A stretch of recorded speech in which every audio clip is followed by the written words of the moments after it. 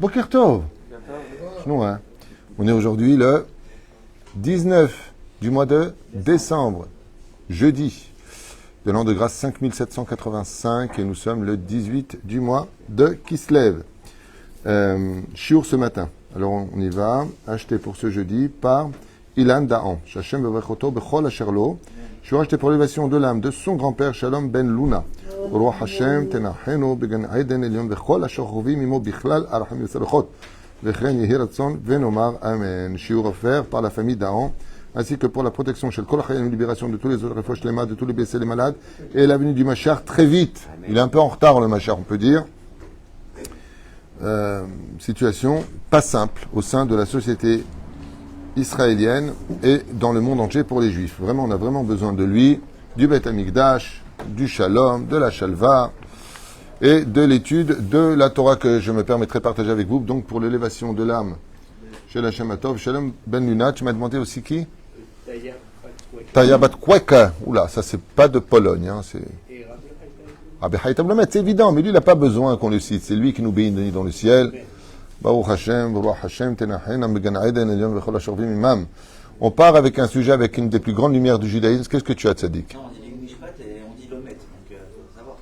Ah, faudrait savoir. Rabbi Haïtam Lomet. Effectivement, tous les tzadikim ne sont pas morts, mais l'une des raisons pourquoi on dit de lui qu'il n'est pas mort, c'est que la Chevra Kadisha, un des membres de la Chevra Kadisha qu'il a enterré, il a dit qu'il était mort. Et il l'a attrapé. Alors il y a deux versions. Il y a une qui dit qu'il a sorti sa main un peu comme Freddy, comme ça, qui lui a dit Ani Lomet. Il y en a qui disent que quand ils ont recreusé l'endroit, pour X raisons, ils l'ont trouvé assis vivant dans la tombe. Et il y en a qui disent qu'il est venu dans les rêves. Il y a plusieurs versions et apparemment les trois sont vraies, parce que tout le monde disait que c'était une telle catastrophe que Rabbi Haïtaïb venait de décéder, qu'il est venu le voir dans le rêve. Arrête de dire que je suis mort, je ne suis pas mort. Ce qui fait que trois personnes sont levées un matin, on dit mais il n'est pas mort. Il est pas, chacun a témoigné. Depuis, c'est Rabbi Haïtaïb Lomet. Mais il faut savoir que la Gemara nous dit Tzadikim bemitatam keruim chaim, tous les tzadikim ne sont pas morts. Seulement lui, il a fait une fajra, puisqu'il a attrapé une personne. Arrête de dire que je suis mort, je suis pas mort. C'est-à-dire, il faut savoir que la mort n'est rien d'autre que... Je voudrais dire une phrase très importante à propos de la mort. La mort, ce n'est rien d'autre que la mort du corps. Quand on dit une personne décède, c'est-à-dire que son corps cesse de fonctionner. C'est tout ce que ça veut dire. Rien d'autre. Mais vous ne pouvez pas savoir à quel point la vie existe plus en dehors du corps qu'à l'intérieur du corps. On ne peut même pas imaginer de quoi on parle. Ce serait à peu près... On pourrait dire de façon assez imagée que la vie vivant dans notre corps n'est que 10%. En réel, même pas 10%. Ce serait 1% de la vie réelle en dehors du corps.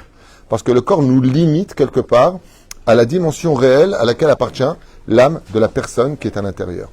Il y a une connaissance absolue qui envahit la neshama au moment où on sort du corps parce qu'on est dans un cocon fermé. Et plus la personne est matérielle et plus son monde devient muré, donc il voit rien du tout. Et donc il se remplit d'orgueil personnel et il ne vit que par rapport à ses émotions, ses connaissances, ses vertus. C'est ce qui va le guider. Mais en dehors du corps, waouh!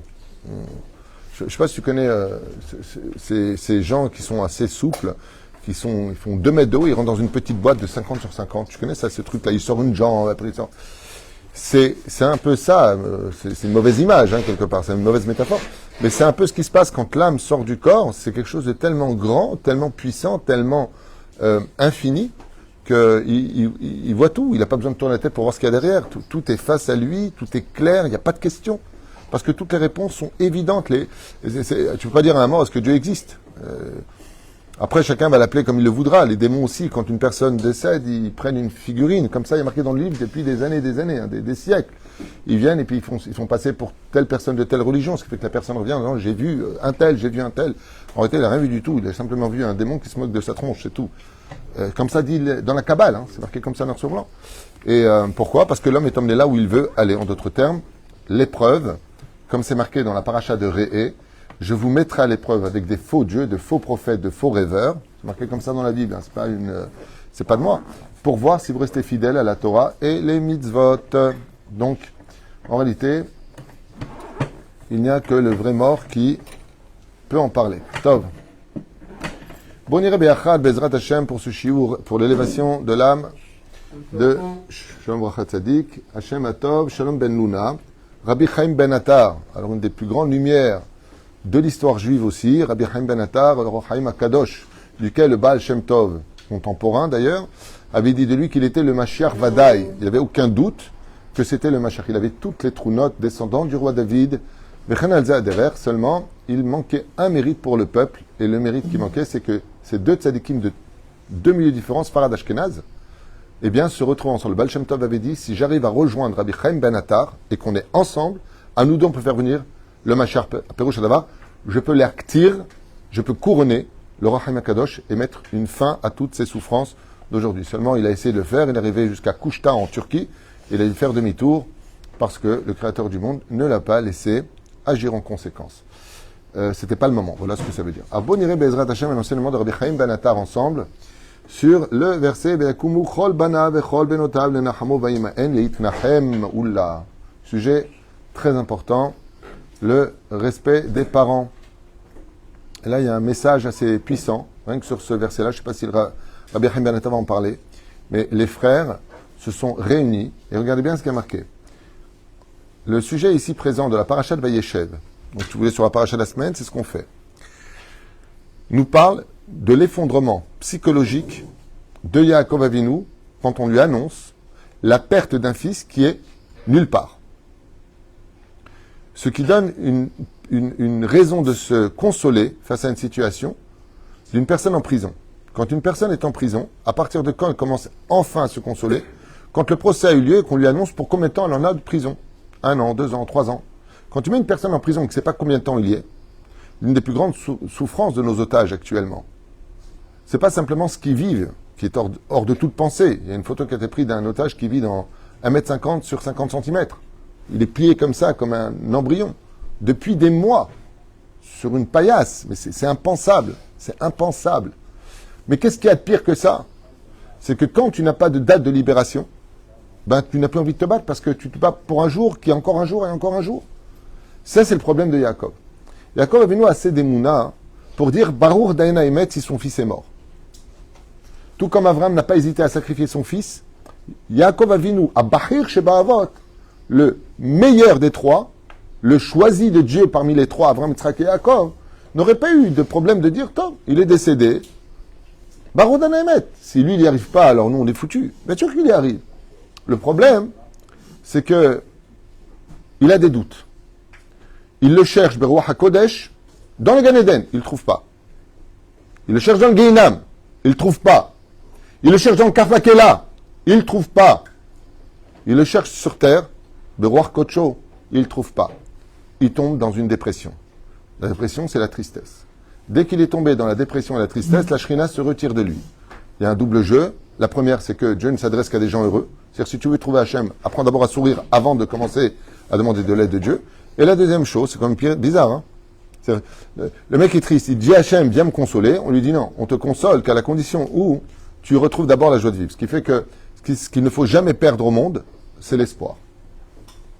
Si tu veux que Dieu te donne des réponses, ben, c'est comme le mec qui dit je suis malade, ben, va chez le médecin. Et il va te soigner. C'est bien.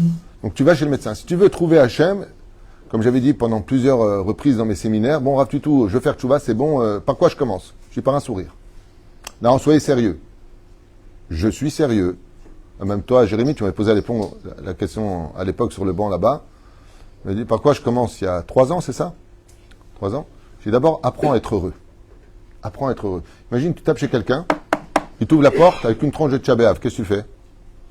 Ben, je referme, j'en vais, moi. Bon, je vous dérange pas, je reviendrai quand ça ira mieux, je sais pas ce qui se passe.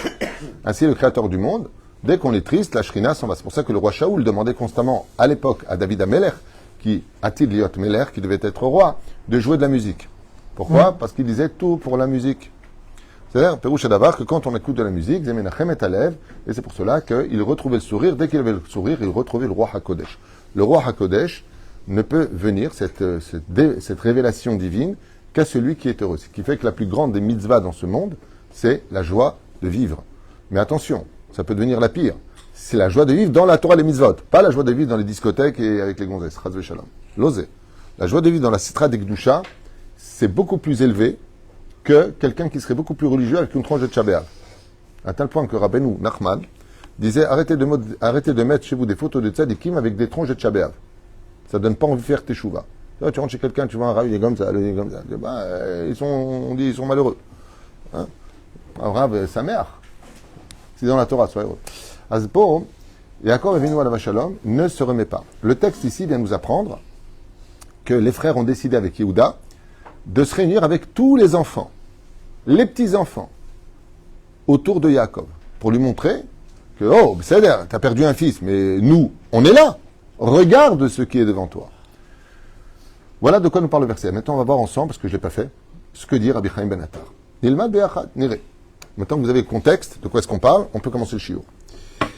בפסוק מסופר שכאשר ראו השבטים שיעקב מתאבל על אלומותו של יוסף, le verset vient nous rappeler ici que quand Yaakov Avinu tombe dans la tristesse, ne sachant pas où est Yosef Hatzadik, donc ne le trouvant pas pour les raisons que je vous ai expliquées, miyad kamu kulam lenachem oto, ils se sont tous levés pour le consoler. De là, vous avez compris que le principe fondamental d'aller voir des endeuillés, qui est une très très grande mitzvah, si vous entendez qu'il y a des endeuillés à droite ou à gauche, ce n'est pas pour rien. C'est que Dieu attend de vous que vous alliez les voir. Le problème qu'il y a, c'est qu'est-ce qu'on va leur dire?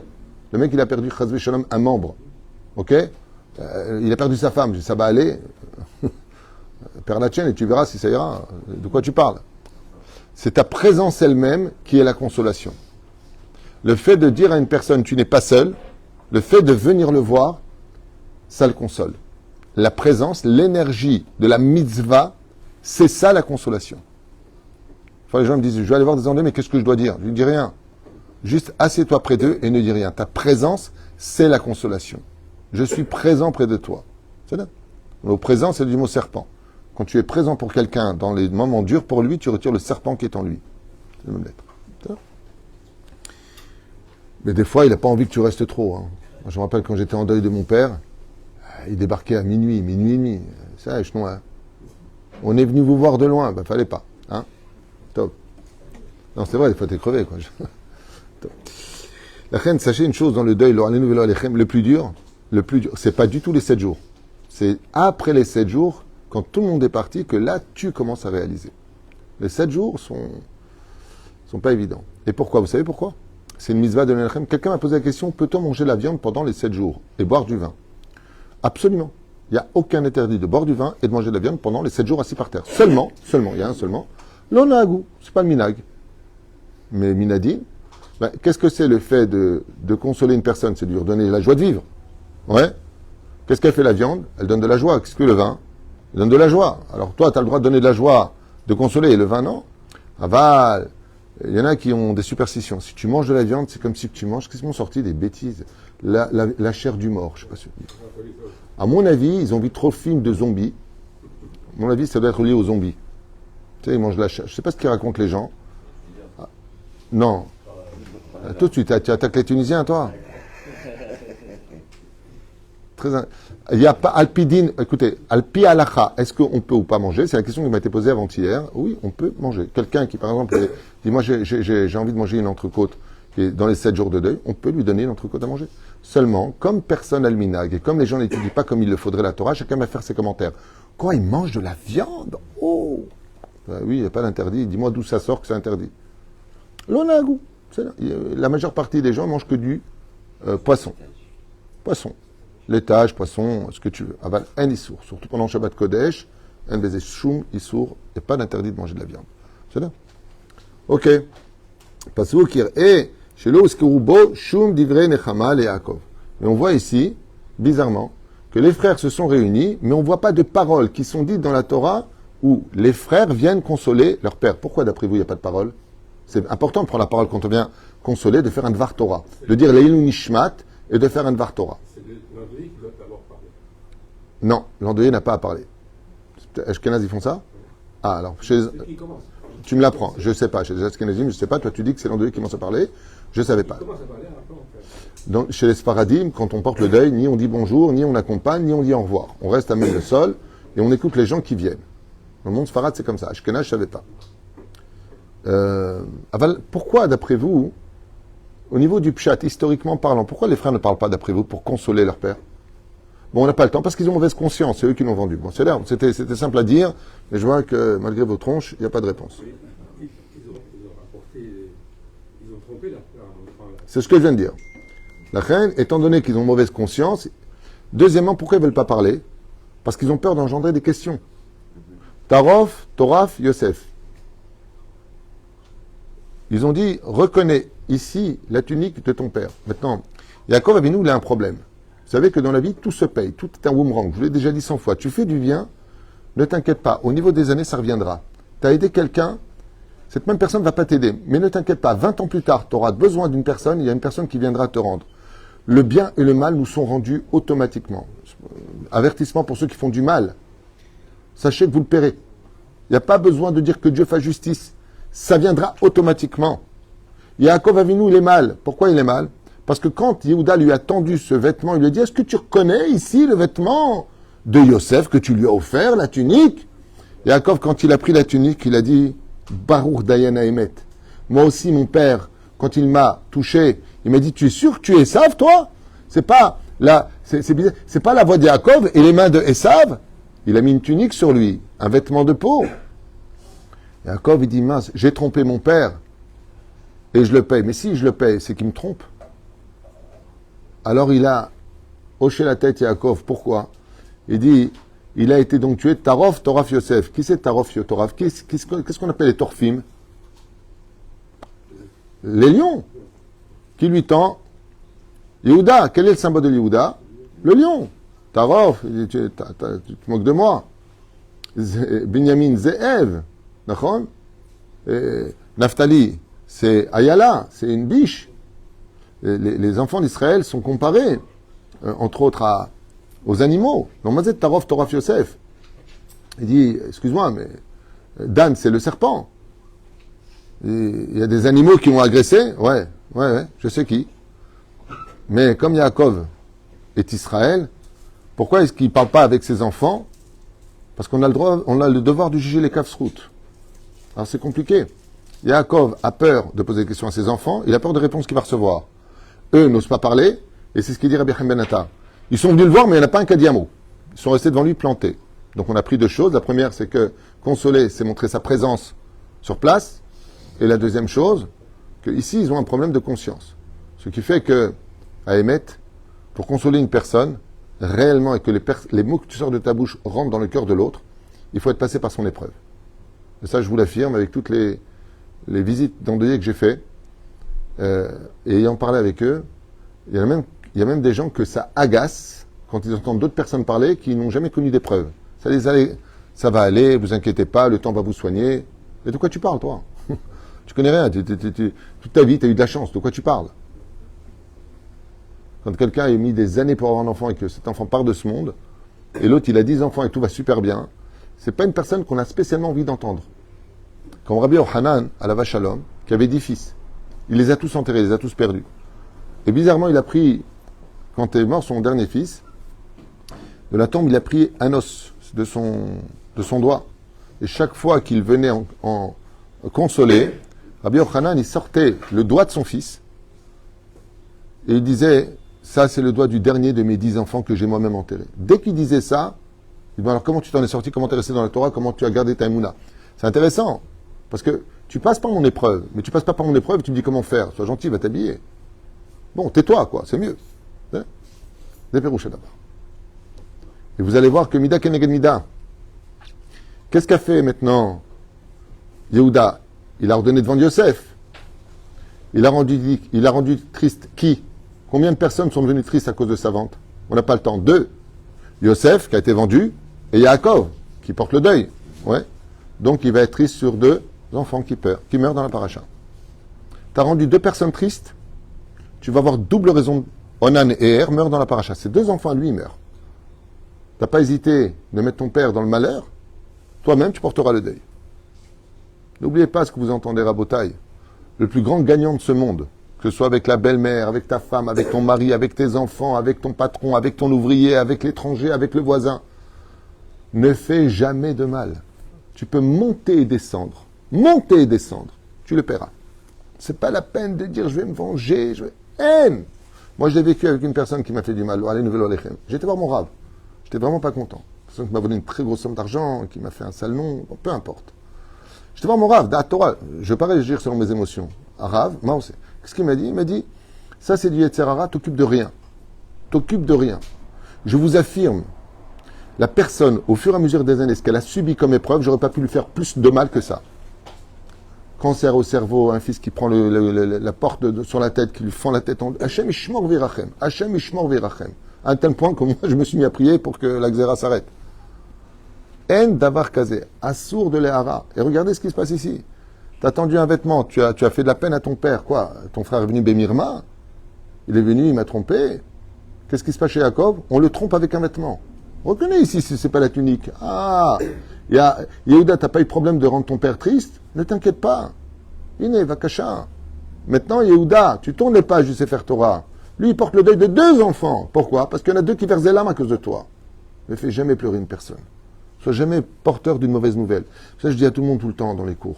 Dès qu'il y a une mauvaise nouvelle, des chayalim qui tombent, des gens qui sont malades, et les gens s'empressent de dire « Tu as vu la catastrophe? T'as vu ?» Mais tu deviens un oiseau de malheur. Tais-toi. Pourquoi? Parce que tu crois quoi? Qu'ils vont sauter de joie, les gens, quand tu vas leur dire des choses? Mais pour Moshe Davar. Parce que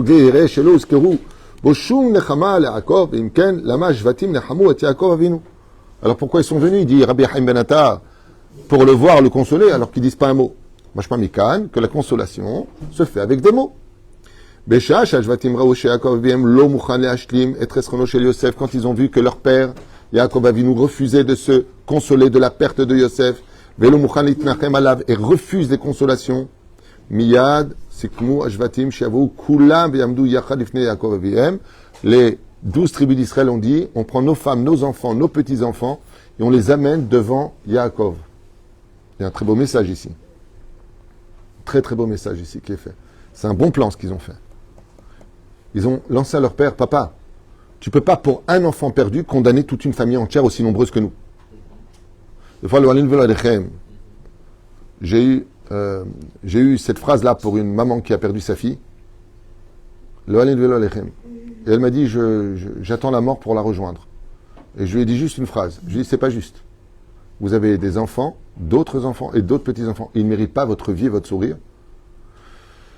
Elle a fait ça. C'est vrai. Tu n'as pas le droit. Et ça, c'est marqué ici. Qu'est-ce qu'on fait les frères? Elle dit, papa, ok, tu ne te remets pas de la perte de Yosef, mais tu ne peux pas nous condamner tous. Nous, on est là. Tes enfants, tes petits-enfants, papy, on a besoin de toi. Tu ne peux pas, pour une tristesse, condamner tout le monde. On n'est pas une raison de te redonner le sourire. C'est fait. On apprend ici de Yehuda comment consoler. Venir avec toute la famille pour montrer que la vie continue et que si tu n'arrives plus à vivre parce qu'il est parti, alors vie pour ceux qui sont là. Quand il les a tous vus devant lui, Nerdav venerdotav, ses enfants et ses petits-enfants, papi, papi, papi, zeiten lo nechama veidoud, she'in notru lo lefleta banav, ou venez la robe. Qu'il y a une majorité de gens qui ont besoin de toi, qui ont besoin de ton sourire et qui ont besoin que tu t'en remettes. Et ça a été le plus beau message. Il n'y avait pas besoin de trouver des mots, parce qu'ils sont venus tous ensemble pour donner un message. Les 12 tribus ont dit à leur père, étant donné qu'ils n'avaient rien dit, et là,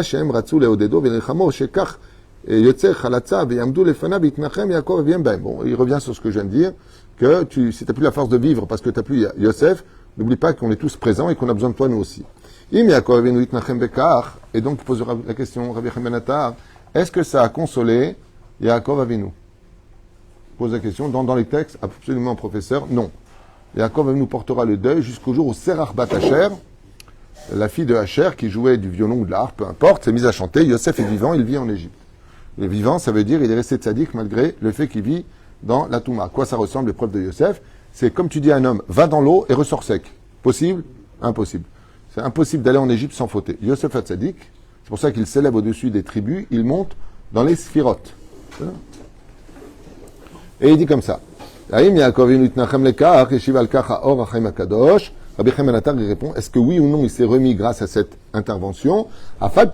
Non, absolument pas. Il a refusé. Alors, Veimaen et Inachem, ça veut dire qu'il a refusé de se consoler. Il a refusé de se consoler. L'une des raisons pour lesquelles il refuse de se consoler, il y a beaucoup de raisons à cela. La première, c'est qu'il est en doute. La deuxième, c'est que pour lui, il a perdu un héritier spirituel, la continuité de son travail, parce que Yaakov et Yosef se ressemblaient au niveau du même mazal, la même chose, plus ou moins la même vie, et l'enseignement qu'il avait en lui, il a complètement transmis, chez Yosef Hatzadik, donc c'est aussi une mort spirituelle. Et puis pour finir, n'oubliez pas un détail, comme le dit les Chachamim, celui qui enterre un fils, les portes du Gehinam se sont réouvertes sous lui. Ça veut dire qu'il doit être vigilant vis-à-vis de lui-même, qu'il n'a pas encore gagné sa place en dehors du Gehinam. Donc, comme ça disent les Chachamim, ça veut dire que ça a réveillé sur lui Albin Ateral Tishan. J'ai fait un cours entier sur ça cette semaine, justement, à propos de Yaakov. Madou Yaakov et nous, l'ambrot kolzot sirev litnachem. Et si vous posez la question, comment se fait-il que Yaakov Avinu alav shalom a-t-il, dans ce cas-là précis, refusé de l'Eitnachem? C'est quand même difficile d'imaginer un homme aussi rempli d'émouna qui parle avec Dieu, qui a besoin de consolation. Moi, j'ai envie de poser une question. Qu'est-ce que tu fais de Gamzo et Tova? Hein? Le problème qui doute, on le verra dans la paracha d'Aïchi. Le problème de Yaakov, c'est qu'il se pose la question, est-ce que les enfants que j'ai engendrés, ils sont tous tzadikim ou j'en ai un qui est rachat? Et c'est ça qui le tue à l'intérieur.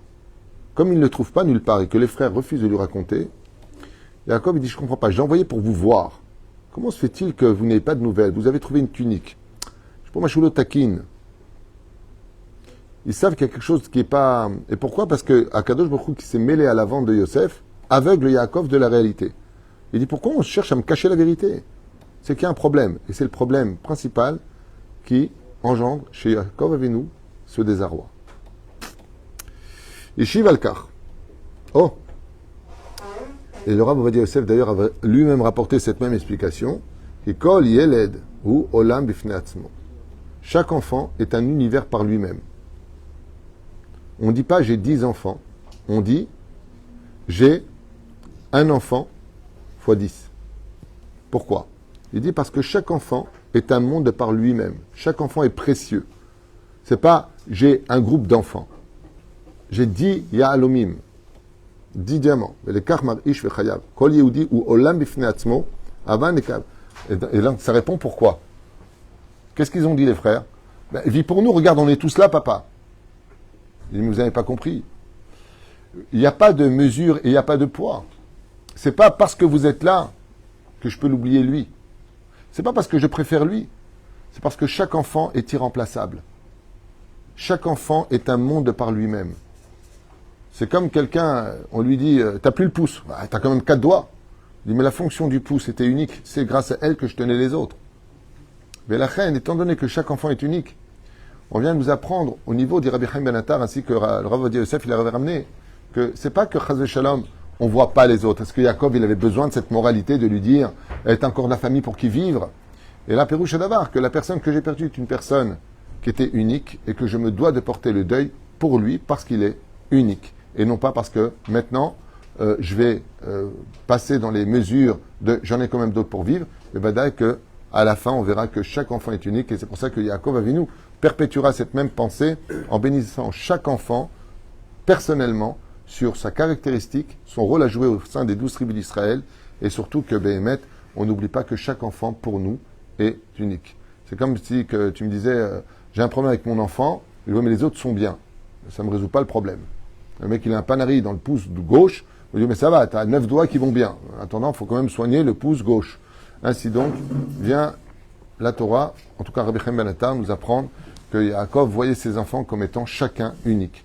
Et ça vient aussi nous apprendre que s'il voyait comme chaque enfant unique, ben ça veut dire qu'il n'avait pas de préférence. Ça veut dire qu'il n'avait pas de préférence dans l'absolu. Mais tout simplement qu'il cherchait un héritier spirituel à qui transmettre sa Torah. Et ce point-là, on le verra très souvent chez les hommes de Torah, qui cherchent parmi leurs enfants à qui donner la continuité de leur judaïsme. Sauf à la fin des temps. À la fin des temps, les grands d'Israël partiront de ce monde, il n'y aura plus de remplaçants. Vous savez, de toutes les générations, vous voyez, chaque rab va donner à son fils un héritage, À la fin du temps, il n'y aura plus. Pourquoi? Parce que vient le Mashiach et réunit toutes les couronnes. C'est fini, Rabbi Nachman est plus grand que... Le Rabbi est plus grand que... Rav Ovadia est plus grand que... Rav Shtaman est plus grand. C'est Nigmar. À la fin des temps, ce qu'il y a d'extraordinaire, c'est que le Mashiach vient faire de toutes ses pensées une seule couronne sur la tête du Melech HaMashiach qui va nous faire comprendre que chacun disait plus ou moins la même chose, seulement avec une langue différente. Je dirais que la montagne du Sinaï a été gravie par plusieurs chemins. Et chaque chemin, c'est une tendance. Le seul problème, c'est de savoir que c'est pas parce qu'il pense pas comme moi que ça me donne plus raison que lui. Mais que si on avait la sagesse de pouvoir écouter chacun et de comprendre les enseignements de chacun, on verrait qu'en réalité, on a toutes les raisons de mieux s'aimer parce qu'on se comprendrait mieux. chacun a le droit de croire que son Rav c'est le Mashiach, chacun a le devoir de poursuivre son étude, mais sans pour autant se permettre de dénigrer, d'ignorer ou d'insulter les autres grands d'Israël, surtout que dans le ciel, les grands d'Israël, eux, ils s'aiment. Vous connaissez toute l'histoire de Shammai et d'Hillel, qui eux s'aimaient très fort, ils étaient amis, ils n'étaient jamais d'accord. À part 3 points dans la halakha où ils ont été d'accord, tout le reste, ils n'étaient pas d'accord. Le problème, c'est pas venu d'eux. Hillel et Shammai s'invitaient à leur mariage, ils mariaient leurs enfants ensemble. Le problème sont les élèves, qui ont souvent traduit à leur façon, à eux, les pensées de leur maître. Et malheureusement, quand les millimètres se prennent pour des centimètres, qui eux-mêmes se prennent pour des mètres alors qu'ils étaient sur l'autoroute, vous avez bien compris que ça fait beaucoup de dégâts. C'est pour cela que plus une personne voudra honorer la mémoire de son Rav, et plus il passera son temps à aimer les autres. Baruch Adonai Olam. Amen et Amen.